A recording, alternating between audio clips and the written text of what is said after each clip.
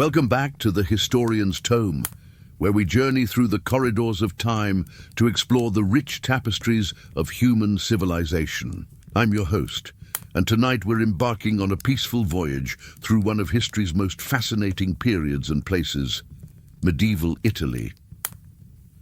Before we begin this tranquil exploration, please consider giving this video a gentle like if you enjoy these historical journeys, and subscribe to the Historian's Tome for more soothing historical narratives that help you drift into restful sleep while expanding your knowledge of our shared past.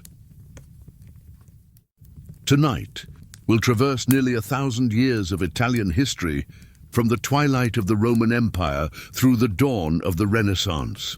So settle in comfortably, close your eyes if you wish, and let the gentle flow of medieval Italian history carry you toward peaceful slumber. Our story begins in the year 476 CE, as the last Roman emperor in the West, Romulus Augustulus, was quietly deposed by the Germanic chieftain Odoacer. This moment, often marked as the end of the Western Roman Empire, was less a dramatic collapse than a gentle transition, like the soft fading of twilight into night. Italy in the late 5th century was a land of remarkable continuity despite political change. The great aqueduct still carried water to cities, Roman law continued to govern daily life, and Latin remained the language of administration and learning. Yet beneath this surface stability, profound transformations were taking place with the patience of geological change. The Ostrogoths, led by their king Theodoric, established themselves as the new rulers of Italy in 493 CE. Theodoric was a remarkable figure. Educated in Constantinople, he sought to preserve Roman culture while integrating his Germanic warriors into Italian society. His capital at Ravenna became a jewel of late antique art and architecture, where Roman, Byzantine, and Germanic influences merged like streams flowing into a peaceful river. Under Theodoric's rule, which lasted until 526, Italy experienced what historians call the Indian summer of classical civilization. The great Roman senator and philosopher Boethius wrote his influential Consolation of Philosophy during this period, creating one of the medieval world's most beloved works on the nature of happiness and the human condition. The peaceful coexistence between Goths and Romans seemed to promise a harmonious future. However, this tranquility was not to last. In 535, the Byzantine Emperor Justinian launched his ambitious campaign to reconquer the western territories of the old Roman Empire. The Gothic wars that followed would stretch across nearly 2 decades, transforming Italy from a land of relative prosperity into a devastated peninsula where cities lay in ruins and the countryside was depopulated. The siege of Rome itself lasted over a year, as the Byzantine general Belisarius slowly tightened his grip on the eternal city. The great aqueducts were cut, the population dwindled, and ancient monuments crumbled from neglect. When the wars finally ended in 554, Italy was technically reunited with the Eastern Roman Empire, but the cost had been enormous. Yet even as political authority shifted, the deeper currents of medieval Italian life were taking shape. The Christian Church, which had grown steadily in influence since Constantine's conversion, was becoming the primary institution maintaining order and learning. Monasteries began to dot the Italian landscape like beacons of stability in an uncertain world. The Rule of Saint Benedict, written around 530 at Monte Cassino, would become the foundation for Western monasticism. These communities of devoted men and women preserved classical learning while developing new forms of agriculture, craftsmanship, and spiritual life. In their quiet scriptoriums, monks copied ancient texts by candlelight, ensuring that the wisdom of antiquity would survive into future generations. As our first chapter draws to a close, we see Italy poised on the threshold of a new age. The old Roman world was fading like the last light of evening, but in the year 568, Just 14 years after the end of the Gothic Wars, a new wave of Germanic peoples crossed the Alps into Italy. The Lombards, led by their king Alboin, would establish a kingdom that lasted for over 2 centuries and left an indelible mark on Italian culture and law. Unlike the Ostrogoths, who had sought to preserve Roman institutions, the Lombards brought with them a different vision of governance. They established duchies throughout northern and central Italy, creating a decentralized system that would profoundly influence Italian political development for centuries to come. Their capital at Pavia became a center of Germanic culture, where Lombard law codes were developed and refined. The Lombard invasion had the curious effect of strengthening the authority of the Roman Church. As Byzantine control weakened and Lombard power grew, the bishops of Rome, the popes, found themselves acting not merely as spiritual leaders, but as temporal rulers and diplomatic negotiators. Pope Gregory the Great, who reigned from 590 to 604, exemplified this new papal role. Gregory was a man of remarkable energy and vision. Born into a wealthy Roman family, he had initially pursued a career in administration before embracing monastic life. As Pope, he managed vast church estates, negotiated with Lombard kings, organized relief for the poor, and wrote extensively on theology and pastoral care. His pastoral rule became the essential handbook for medieval bishops, while his dialogues popularized stories of saints and miracles that captured the medieval imagination. Under Gregory's leadership, the papacy began to assert its independence from Byzantine control. When the Lombards threatened Rome itself, Gregory negotiated directly with their king, essentially acting as the city's secular ruler. This precedent would prove crucial in establishing papal temporal authority in central Italy. The Lombard period also witnessed significant changes in Italian society and culture. The invaders gradually converted from Arianism to Catholic Christianity, facilitating their integration with the Roman population. Lombard law, with its emphasis on personal compensation rather than state punishment, merged with Roman legal traditions to create new hybrid systems. In the monasteries, scholarly activity continued to flourish. The Abbey of Bobbio, founded by the Irish monk St. Columban, became one of Europe's most important centers of learning. Here manuscripts were copied and illuminated with the patient devotion of generations of monks, creating libraries that preserved both classical and Christian texts. The Lombard kingdom reached its zenith under King Liutprand, who ruled from 712 to 744. A devout Christian and skilled military leader, Liutprand expanded Lombard territory and issued important legal reforms. His court at Pavia attracted scholars and artists.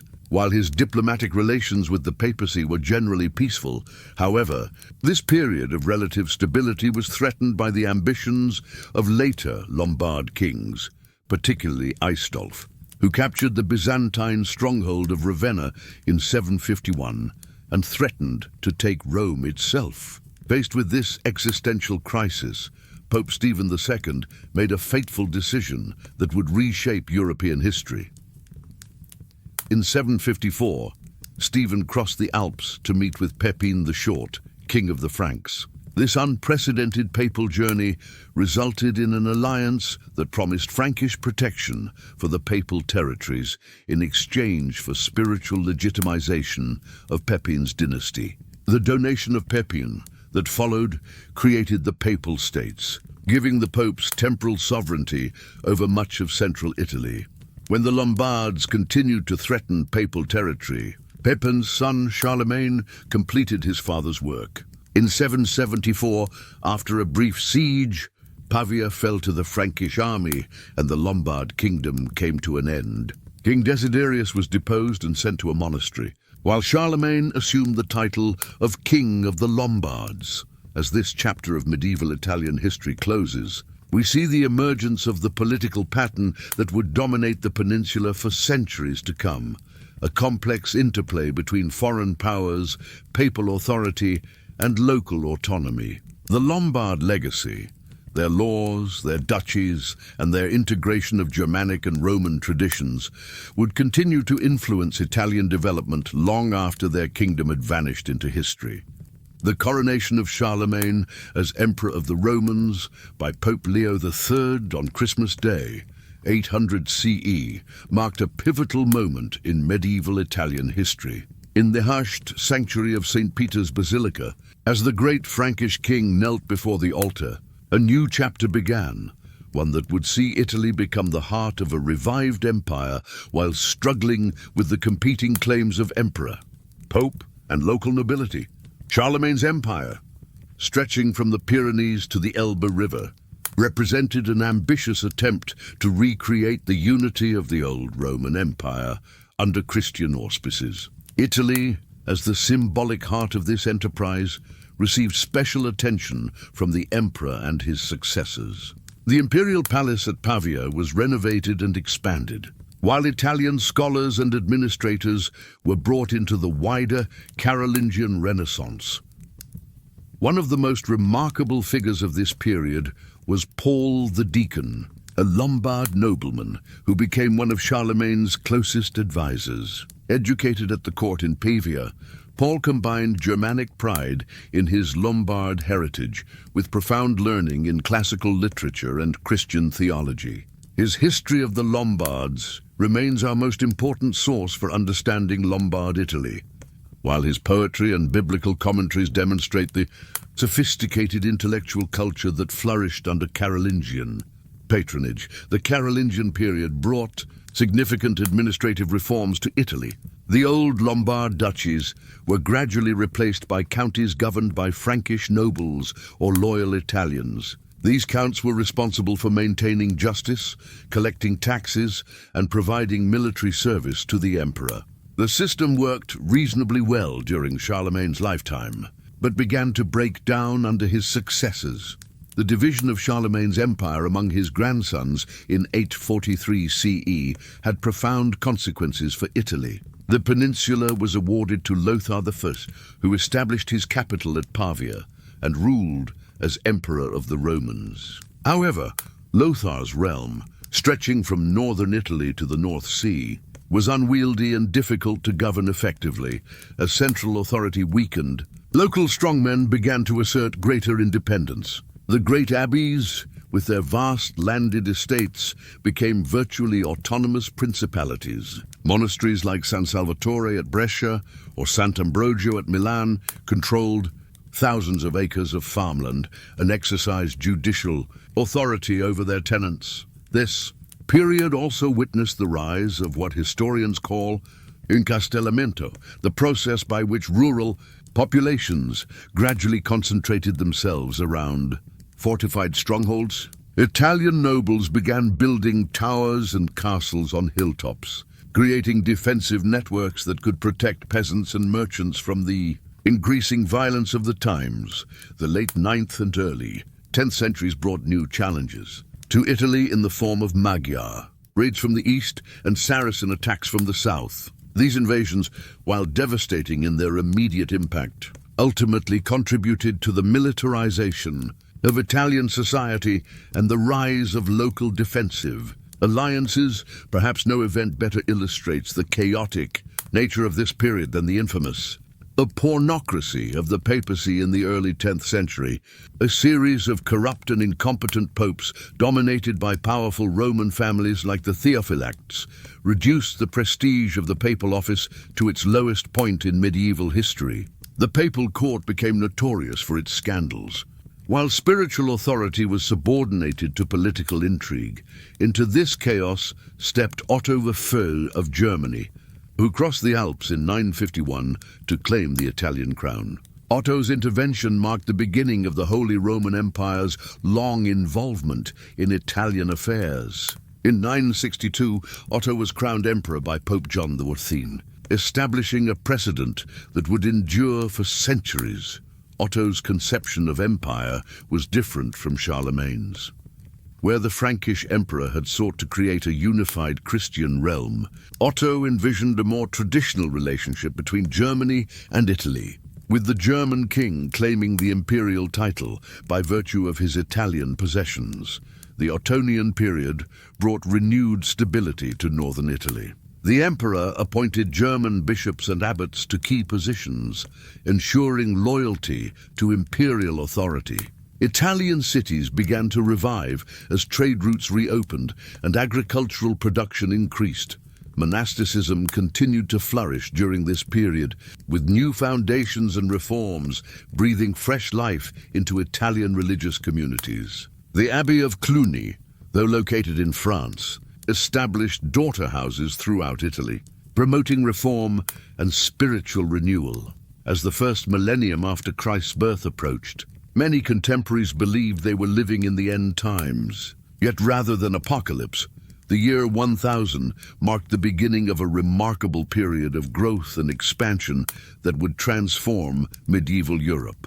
Italy, with its renewed imperial connections and reviving urban centers, was poised to play a crucial role in this transformation.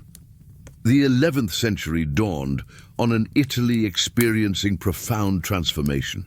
Like a garden emerging from winter dormancy, the peninsula began to show signs of new life and vitality that would soon blossom into one of medieval Europe's most remarkable developments: the rise of independent city-states known as communes.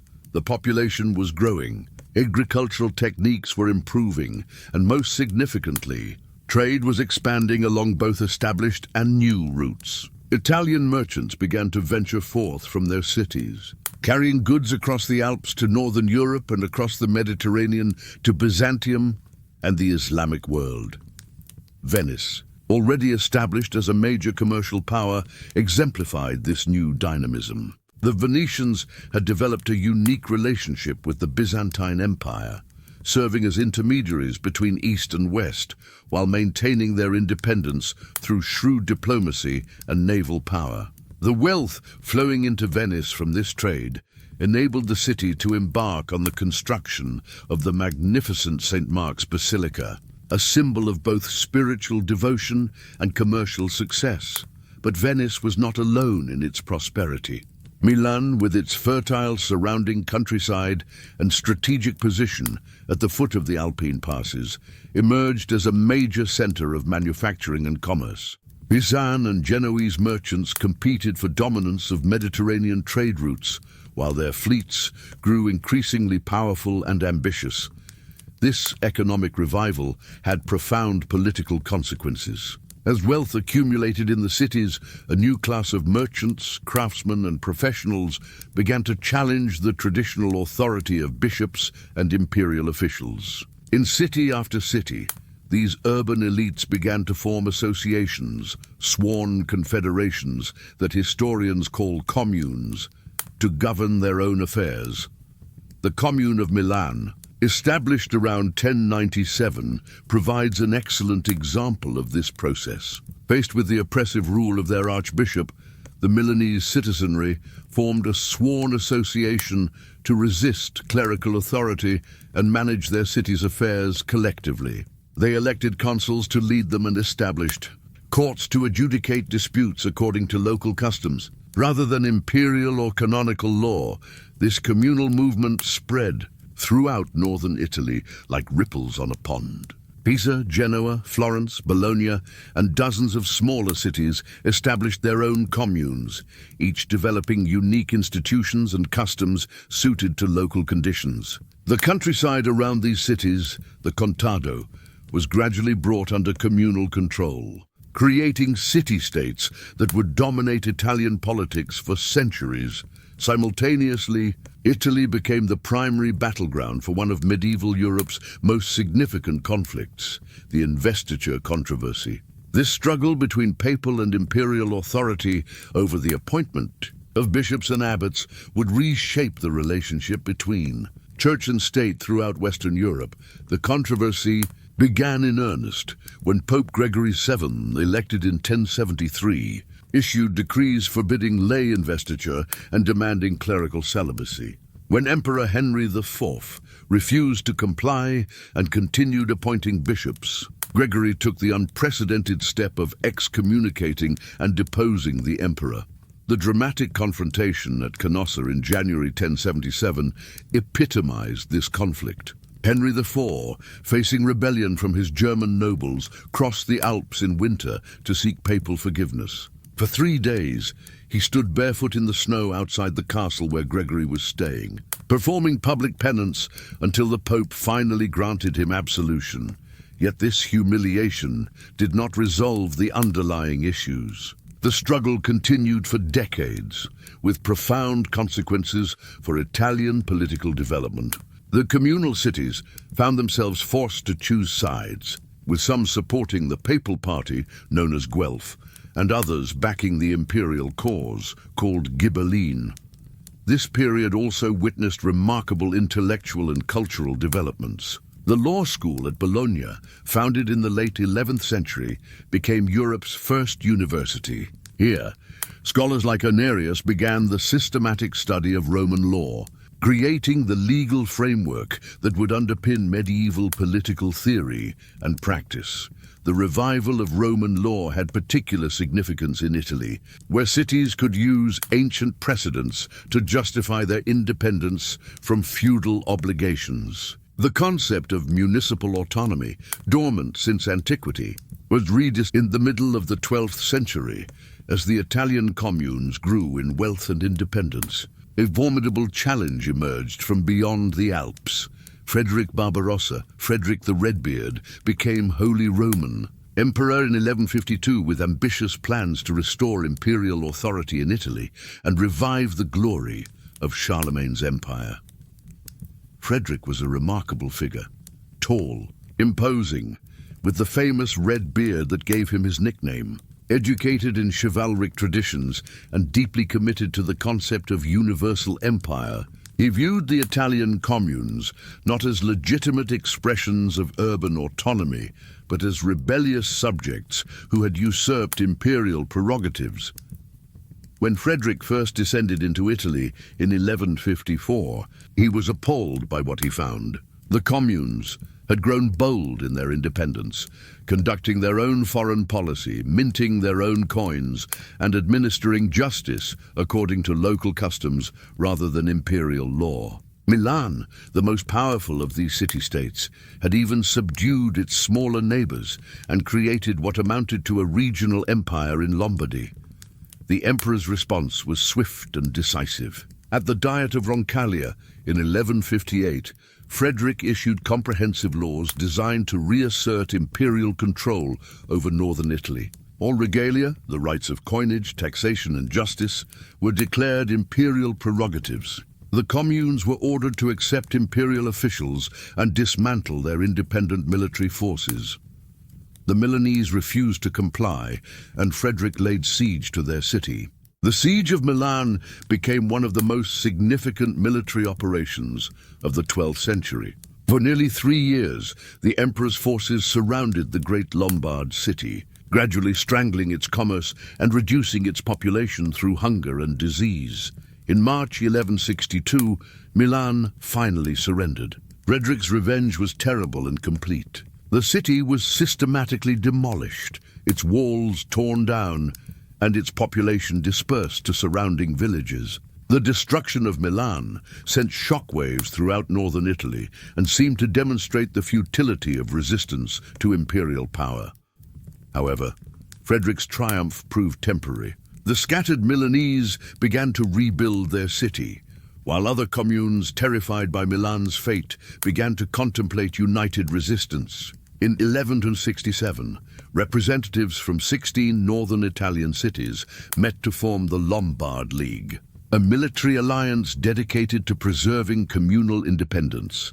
The League chose as their symbol the carroccio, a sacred war wagon bearing the banners and altar of their alliance. This mobile shrine, drawn by white oxen and defended by the League's best warriors, became the rallying point for communal forces and a powerful symbol of Italian resistance to foreign domination. Frederick's subsequent campaigns against the League met with mixed success. While he won several tactical victories, he could not achieve the decisive triumph needed to crush the alliance. The turning point came at the Battle of Legnano on May 29, 1176, when League forces decisively defeated the imperial army. The battle itself was a chaotic affair. Fought in the muddy fields outside Milan, Frederick's heavy cavalry initially scattered the communal infantry, and for a time it seemed the emperor had achieved victory. However, the communal forces rallied around their Carroccio, and in a desperate counterattack they broke the imperial lines. Frederick himself was thrown from his horse and barely escaped capture. Legnano demonstrated that disciplined citizen soldiers could defeat the professional knights who had dominated European battlefields for centuries. The victory had profound psychological impact, proving that the communes could successfully resist even the mightiest imperial armies. The Peace of Constance in 1183 formally ended the conflict between Frederick and the League. The emperor recognized the communes' right to exist and granted them extensive autonomy in exchange for symbolic acknowledgement of imperial overlordship. The cities could elect their own officials, maintain their own armies, and conduct their own foreign policy. While providing limited military service to the emperor when required, this settlement established the legal framework for Italian communal independence that would endure for centuries. It represented a fundamental shift in medieval political theory, recognizing that legitimate authority could emerge from below rather than flowing down from emperor or pope. The period following Constance witnessed remarkable cultural and economic development throughout communal Italy. Trade expanded dramatically as Italian merchants established commercial networks stretching from England to Constantinople. The great commercial cities developed sophisticated banking systems, with Florentine and Lombard bankers financing everything from royal wars to cathedral construction across Europe. As the 13th century dawned, medieval Italy entered what many historians consider its golden age. The successful resistance to imperial domination had unleashed extraordinary creative energies, transforming the peninsula into Europe's most dynamic and innovative region. From the bustling streets of Florence to the serene monasteries of Umbria, from the merchant palaces of Venice to the papal courts of Rome, Italian civilization reached heights that would astonish the medieval world. The economic foundation of this cultural flowering was unprecedented prosperity. Italian merchants had established trading networks that spanned from London to Constantinople, from Alexandria to Bruges. The great banking houses of Florence, the Bardi, Peruzzi, and later the Medici, financed European monarchs and facilitated international commerce on a scale not seen since Roman times. Venice had become the undisputed mistress of Mediterranean trade. Her fleets carried spices from the Orient, silks from Byzantium, and precious metals from across the known world. The arsenal of Venice, a vast state-owned shipyard, could produce a fully equipped galley in a single day, maintaining the naval supremacy that protected Venetian commercial interests. Florence, meanwhile, had emerged as Europe's banking capital. Florentine florins, minted in pure gold, became the standard currency for international transactions. The city's wool guild transformed imported English fleece into luxury textiles that adorned the wealthy across Europe. This economic dynamism created a merchant aristocracy with both the wealth and inclination to patronize arts and learning. The political landscape of 13th century Italy was incredibly complex. The old conflict between Pope and Emperor had evolved into factional struggles between Guelphs and Ghibellines that divided cities, families, and even religious orders. Yet this very instability encouraged experimentation with new forms of government. Florence developed the most sophisticated communal constitution, with elaborate systems of checks and balances designed to prevent any single faction from dominating the city. The office of podesta, a foreign-born chief executive hired to govern impartially, became common throughout northern Italy. These professional administrators brought legal expertise and military experience to communal government. The 13th century also witnessed the emergence of the signori, strongmen who gradually usurped communal institutions and established personal rule over Italian cities. The Della Scala family in Verona, the Visconti in Milan, and the Este in Ferrara transformed their cities into hereditary principalities, while maintaining the fiction of republican government. Yet even under signorial rule, Italian cities continued to flourish culturally. Patronage of arts and letters became a mark of princely status, with rulers competing to attract the most talented artists and scholars to their courts.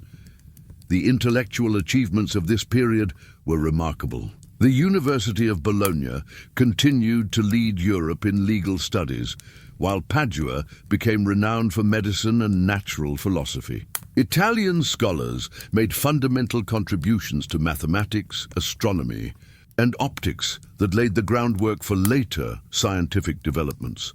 Perhaps no figure better embodies the intellectual vitality of medieval Italy than Thomas Aquinas, the great Dominican philosopher born in the Kingdom of Sicily around 1225. Aquinas synthesized Aristotelian philosophy with Christian theology, creating a comprehensive worldview that dominated European thought for centuries. His masterwork, the Summa Theologiae, represents the pinnacle of medieval scholastic achievement. The mendicant orders, Franciscans and Dominicans, played crucial roles in Italian intellectual and spiritual life. Founded by Italians, St. Francis of Assisi and St. Dominic, these orders emphasized poverty, preaching, and scholarship. Their friaries became centers of learning and spiritual renewal throughout the peninsula. St. Francis himself embodies much of what was distinctive about Italian medieval spirituality. Born into a wealthy merchant family in Assisi, Francis abandoned material comfort to embrace radical poverty and service to the poor. His gentle mysticism and love of nature influenced not only religious thought, but also literature and art. The artistic achievements of 13th and 14th century Italy were revolutionary. Giotto di Bondone broke with Byzantine traditions to create a more naturalistic style of painting that emphasized human emotion and three-dimensional space. His frescoes in the Arena Chapel at Padua tell the story of Christ's life with unprecedented psychological insight.